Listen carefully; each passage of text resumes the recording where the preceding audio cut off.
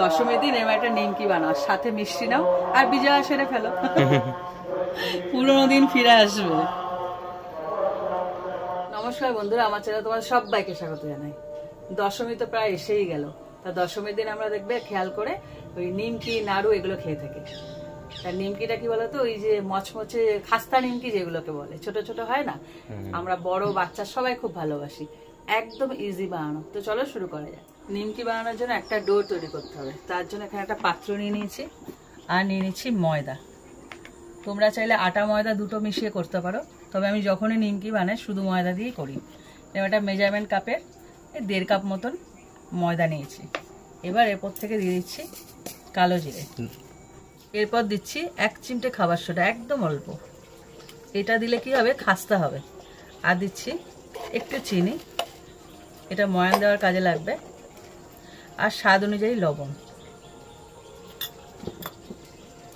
আর দিয়ে দিচ্ছি সাদা তেল। এবার এটাকে ভালো করে মেখে নিতে হবে, তারপরে আস্তে আস্তে জল মেশাবো। খুব ভালো করে একদম ময়ানটা মাখিয়ে নিয়েছি। এরকম দলা করে দেখবে, দলা হচ্ছে তখনই বুঝে যাবে যে ময়ানটা রেডি হয়ে গেছে। এবার আস্তে আস্তে জল দিয়ে এটাকে একটা, খুব বেশি টাইটও না খুব বেশি পাতলাও না, একটা ডো বানাতে হবে। দেখো এটা পুরোপুরি মাখা হয়ে গেছে। এটাকে 10 থেকে 15 মিনিটের জন্য রেস্টে রেখে দেবো।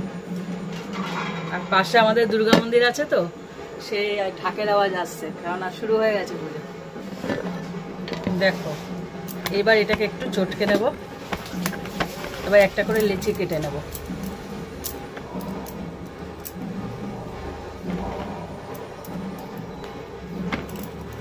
এবার এরকম একটা করে গোল্লা নেব আর বেলে নেব। হালকা একটু ময়দা মাখিয়ে নিয়ে এটাকে বেলে নেব। দেখো ঠিক এরকম পাতলা করে বেলে নিতে হবে, না মোটা না খুব বেশি পাতলা। এবার এরকম একটা কাঁটা চামচের সাহায্যে পুরোপুরি এরকম ফুটো ফুটো করে নেব, কেননা যাতে এগুলো খুব মানে লুচির মতো ফুলে না যায়, তার জন্য। এবার একটা ছুরির সাহায্যে যেরকম খুশি শেপ দিয়ে তোমরা কাটতে পারো, চৌকোও কাটতে পারো, বরফির আকারেও কাটতে পারো। তো আমি একদম স্ট্রেট চৌকোও কাটবো।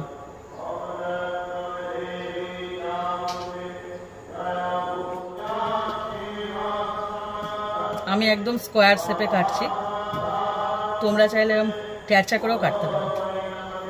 খুব ইজি, একদম ইজি। মাখো আর বানাও আর ভাজো আর খেয়ে নাও। একদম মন্ত্র উচ্চারণ আসছে। হ্যাঁ, এই দেখো তেল বসিয়ে দিয়েছি, আর তেলটা গরম হোক, আর এদিকে আমার সব রেডি হয়ে গেছে। এই দেখো, হ্যাঁ দেখো তেলটা গরম হয়ে গেছে। এবার এক এক করে ছেড়ে দেবো।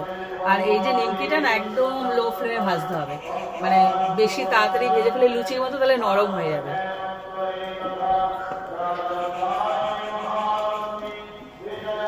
একটা একটা করে ছেড়ে দেবো। দেখো একদম ফ্লেমটা দেখো, একদম ধিমে আঁচে করছি, পুরো আস্তে আস্তে এটাকে করতে হবে। তাহলে কি বলতো, তোমরা এটা রেখে খেতে পারবে আর এরকম ক্রিস্পি হবে। হ্যাঁ, এই দেখো ঠিক এরকম করে ভেজে তুলবে। আর ওই যে কাঁটা চামচ দিয়ে কেন বলতো ফুটো ফুটো করেছি, যাতে এগুলো ফুলে না যায়। এগুলোকে রেখে খেতে পারবে। আর কি, পুচকেগুলো যখন বায়না করবে তখন দু চারটে দিয়ে দেবে। আমরা ছোটবেলায় কত খেয়েছি, মা বলে কি দশমীর পরে খেতাম, তো অনেক গল্প মনে করছে, কিন্তু উচ্চারণ আসতে তো জানি না তোমরা শুনতে পাচ্ছ কিনা। যতবার প্রণাম করবে ততগুলো নাড়ু পাবে। আর ততবার আমরা প্রণাম করতাম। বাবা মাকে প্রণাম করলেই নাড়ু পাওয়া যেত, ততবার ছোট ছিলাম তো অত বুঝতাম না। আগে প্রণাম কর, নাড়ু দেবো। দেখো দশমীর কটকটি, কটকটি বলো নিমকি বলো যা খুশি বলো, রেডি হয়ে গেল। এই যে আওয়াজ দেখো, মুচমুচে হয়েছে। হ্যাঁ, তোমরা কিন্তু দশমীর স্পেশাল এই কটকটি বা নিমকি যেটা করলাম এরকম ভাবে করে নিও, দেখবে রেখে খেতে পারবে। আর দশমীতে কেউ যখন বিজয়া সারতে আসবে তখন এটা দিয়ে, আর সাথে মিষ্টি থাকবে।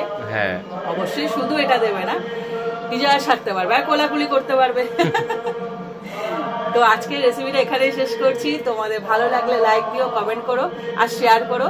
আর এরকম আরো রেসিপি পেতে আমার চ্যানেলটা সাবস্ক্রাইব করে দিও। আর যারা ফেসবুক থেকে দেখছো তারা আমার পেজটা ফলো করে দিও। তো আজকের মতন টাটা।